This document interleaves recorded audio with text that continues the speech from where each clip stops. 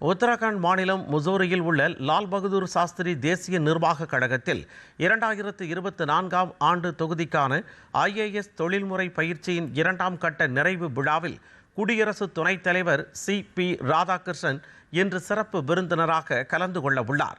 உத்தராகண்ட் பயணத்தின் முதல் நாளான நேற்று டேராடூனில் உள்ள இந்திரா காந்தி தேசிய வனக்கழகத்தில் பயிற்சி பெற்று வரும் இந்திய வனப்பணியின் 2025-27 தொகுதி பயிற்சி அதிகாரிகள் மற்றும் ராயல் பூட்டான் வனப்பணி அதிகாரிகளுக்கிடையே அவர் உரையாற்றினார். அப்பொழுது வளர்ச்சிக்கும் சுற்றுச்சூழல் பாதுகாப்புக்கும் இடையே சரியான சமநிலையை பேண வேண்டியதன் அவசியத்தை அவர் வலியுறுத்தினார்.